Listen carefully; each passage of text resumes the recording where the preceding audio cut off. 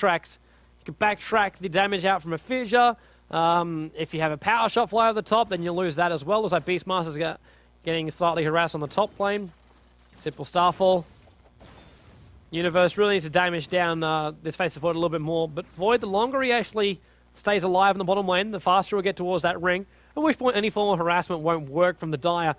They will need to actually initiate and actually deal the damage properly, but that'll require Viper to actually leave out the mid. And speaking of mid, Night Stalker, she got a night cam right now. Doesn't leave the Stalker of the night. He is now, he doesn't have level 6, and Cinderin, I know he's currently tuning in. Sorry, man. You've missed the boat for this cast. It is the last cast of the night as well. So sorry about it. I know you are tuning in. But 3 levels on Hunter of the Night. 3 levels on Void. There goes the Void already. And he will just try and bring down Viper. This should actually be our first blood as well. Regeneration won't keep going. The Tidehunter coming up. If he actually got close enough to let off a gush, it would have actually worked. Night Stalker turns around, lets off one more Void. It's that level 3 Void that's dealing a lot of damage to him. And now the gush. 1437 might look for this, but Enigma's there in support. So a lot of heroes actually rallying in from both Radiant and Dire. And now Void is like, hey, man, I can come towards the front lines. Oh, hang on. No, still tri-lane. And my support's actually going for a double pull right now. And then we'll be faced with a horrible fact that there is actually nothing there for him to pull. It's got to spawn next time. And Danny's just going to have to wait. In the meantime, Enigma comes in towards the middle lane. Stuns on Viper.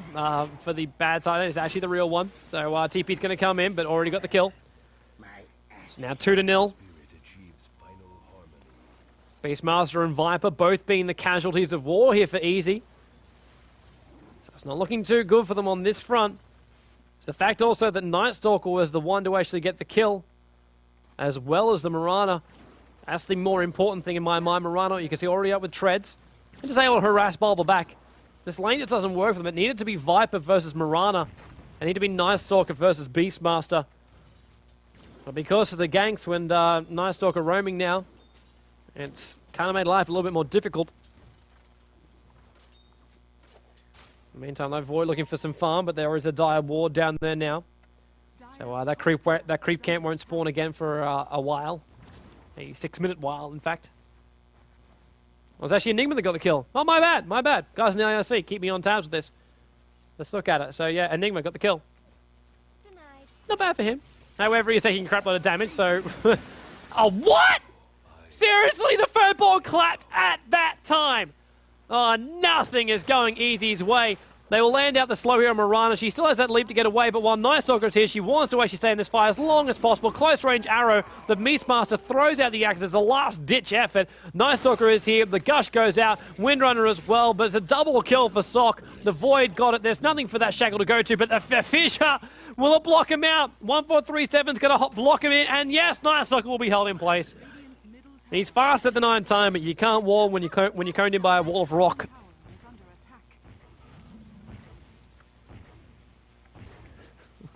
Oh, crap. 2.5k. All right. I should not have lowered that number. It should have stayed as 3k. It should have stayed as 3k.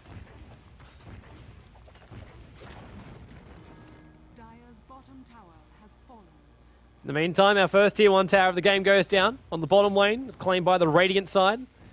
So Easy getting pushed back a little bit further. We'll check out our gold difference. Now that's going over the mark of 1,000. With that tower going down, that's basically 1,000 gold added to the pockets of the Radiant side.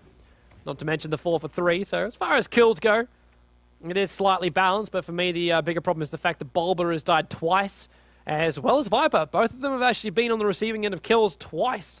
Or deaths twice. The most amount of farm actually does go to Universe. So Windrunner getting up a little bit. FaZe as well as Ring. We'll see a 4-staff up on her as fast as she possibly can too. Now Night Stalker wants to come in towards the middle lane. And the 2 heroes who have been dying the entire time are now rallying themselves together in towards the mid. I'm wondering if Viper will just go, hey, I got 2 slippers of agility. I just need a poor man shield, man. Anything to stop this Viper from this Night Stalker from having an advantage over me.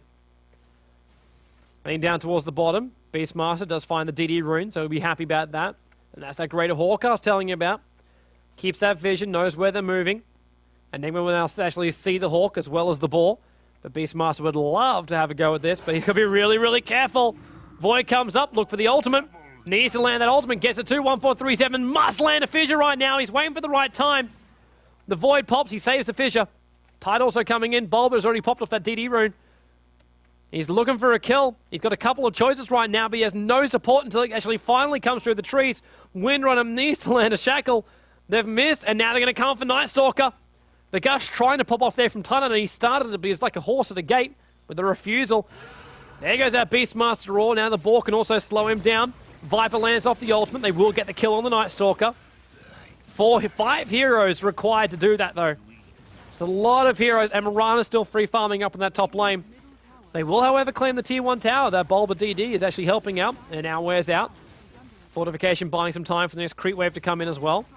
But with 5 heroes there, it should not be too much of an issue to actually get that tier 1. In the meantime, though, Mirana's dealing with a significant amount of damage towards that top. And we also see Crystal Maiden having a little bit of fun on that bottom lane. So the trade for the Night Stalker kill, it's worth it to shut him down, and it will actually be dead for a large portion of time during the last end of this first night cycle.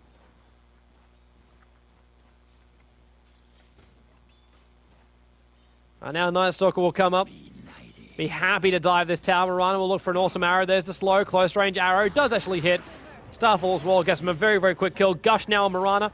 Already used Elite. Fissure as well. Beastmaster wants to let off the Axis Fly. They actually missed there on Mirana. But Night Stalker is still here trying to fight on the Tide Hunter. Night Stalker running down past the creep camp. Titan doesn't want to leave just yet. Doesn't have enough mana for a Gush. In fact, uses stick charges and just gets pointed to death. He should not be in there. Avoid at level 4. Really hurts, and even then Night Stalker, just fearing they're still chasing him, pops off his ultimate. Brings himself back in towards nighttime. Probably actually to take out this mid tower as well. Beastmaster's here in the middle lane. Might be looking at Void, but with Earthshaker with just enough for a Fissure, he has enough. Well, actually now with Beastmaster popping off those axes, he does not have enough for his ultimate. And now Night Stalker gets himself a double damage rune.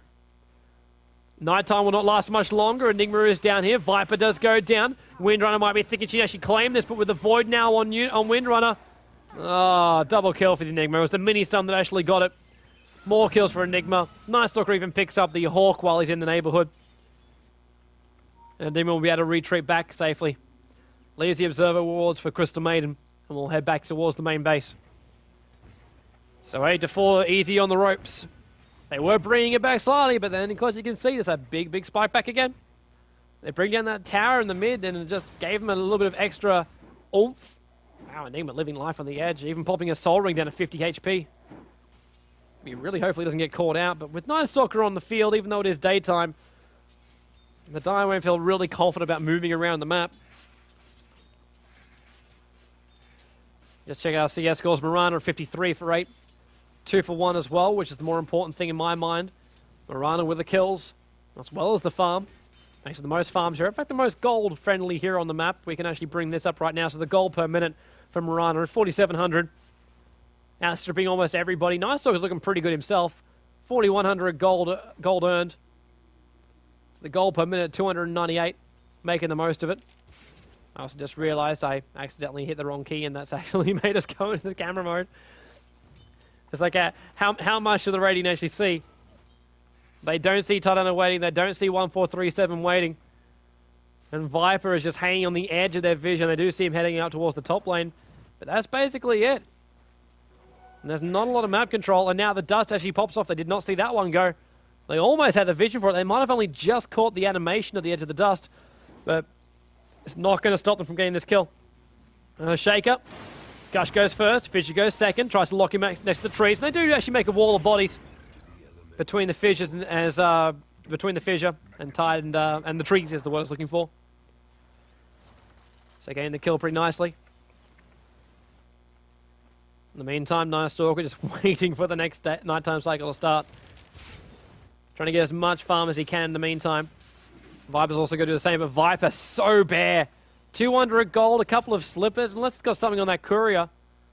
Circlets, Wraith Bands, they better be for Viper. He can't be that underfarmed. Shaker doesn't have a lot either. Yeah, those are Wraiths are for Viper. Yeah, so double Wraith Bands. Need to spend that money on something at this point of the game.